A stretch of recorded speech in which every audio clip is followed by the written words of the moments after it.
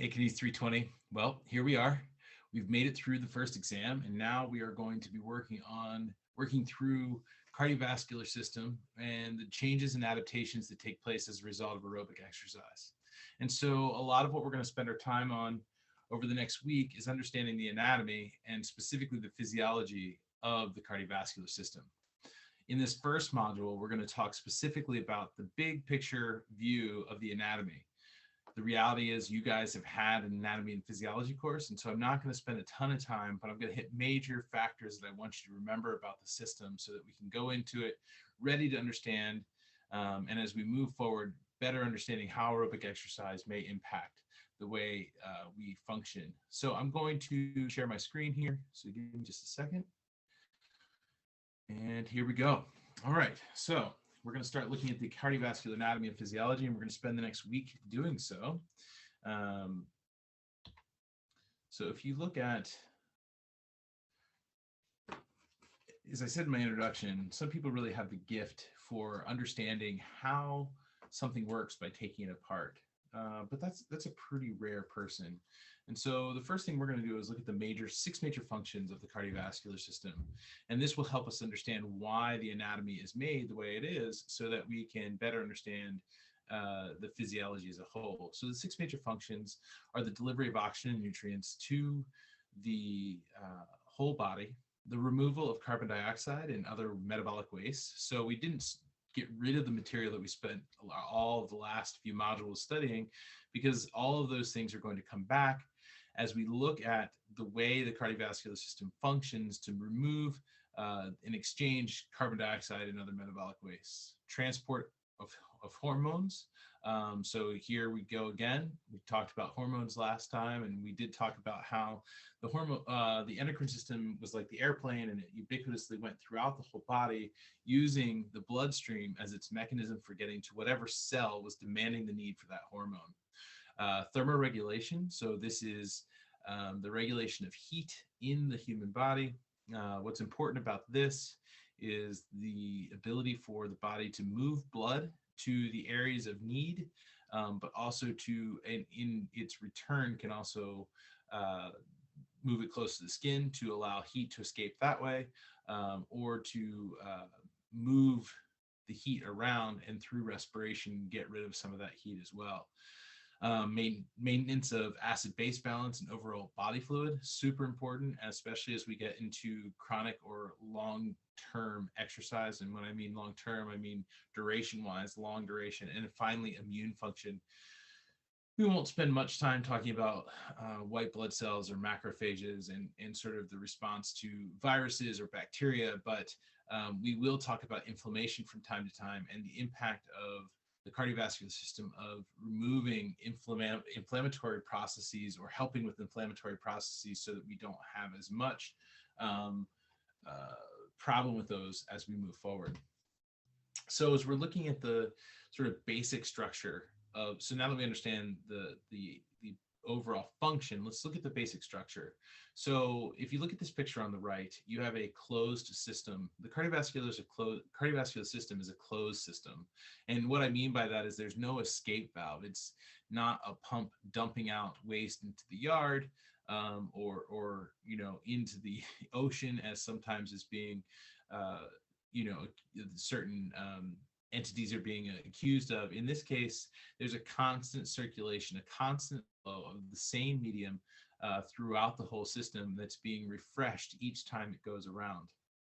And so in this case, there's three major elements of circulation. You have a pump, channels, and a fluid medium. And in this case, you have heart, blood vessels, and blood. This is the most essential and basic elements of circulation. And then the whole crux of this, and one of the reasons it has to be a closed system, is that this is all based on pressure. And so as we get LV contraction or left ventricle contraction, we create pressure, which drives the medium around. And if for some reason there was a break in the system, this is, one of the ways that we get MIs or strokes is when we have an aneurysm. We get breaks in the system and we bleed out. And so this is not the way the system was intended to work. So this pressure is maintained, but we also know that too much pressure can be a problem. Finally, and this is super important, blood flow must always meet the metabolic demands during physical activity and exercise. So that pressure or the function will have to move, the medium will have to move faster through the system to meet the metabolic demand if one is exercising. We'll be talking a lot about that, but at the end of the day, we must meet the metabolic demands that are put onto the body during physical activity and exercise. So there's some important aspects to the heart, and I am not going to hit every one of these chambers and valves. I do expect you guys to be familiar with them because you should have had a course before where it described these, and I am going to ask you questions about the anatomy of the heart. I'm not going to ask you more than what's on this screen, for instance, but you should be familiar with how this works. But the heart is two pumps in one. And if I pull my pointer out here, we could say that the two pumps are here if we cut the heart across this way, sort of laterally, because we have the atrial and we have the ventricular aspects. And we could, but really what I'm talking about is the left and right sided heart, okay? Because in this you have the right sided heart, which is the pulmonary circulation, and you have the left-sided heart, which is the systemic circulation.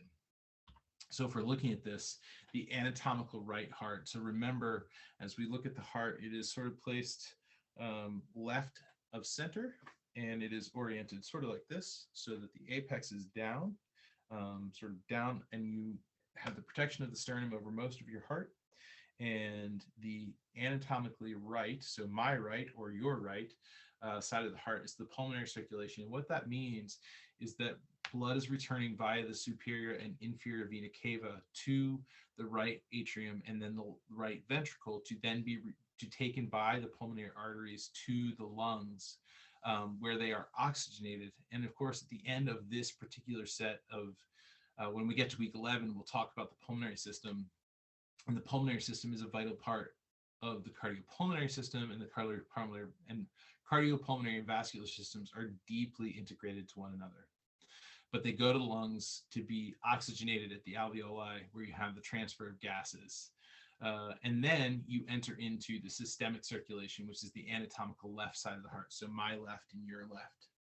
And this pumps oxygenated blood from the lungs to the rest of the body. So in this case, it's going to return via the pulmonary veins to the left atrium, through the left ventricle and out the aorta, where it trifurcates and goes to the head and the arms, and also south in the descending aorta to all the rest. And we'll talk about circulation in a moment. So you have this two pumps in one, and this is super vital because A, you keep deoxygenated blood from oxygenated blood, and the anatomy of that heart is so different. So I just want to point out a few things here real quick. So the excuse me, the myocardium, that's the word I was looking for here. So the myocardium is this muscular piece right here, and we're going to talk distinctly about the myocardium in our next module. But you'll note that in the left ventricle, the anatomically left ventricle, look how thick the myocardium is around the left ventricle versus around the right ventricle. And of course, the atria in general are much, much smaller. The reality is that this myocardium has to be larger around the left ventricle to create enough pressure to drive the blood through the systemic circulation so that it gets on the other end through into the venous system, where we see distinct fall off in pressure. And that's why we have smooth muscle around the veins, et cetera, et cetera. So this two pump system is very important, not only because we can deliver the right kinds of gases to where they need to go, but also because it is designed very specifically to meet the demand that it has to meet. So in our next module, we'll specifically talk about the myocardium so that we can understand why it's designed the way it is. I'll see you guys on the net. Let me know if you have any questions.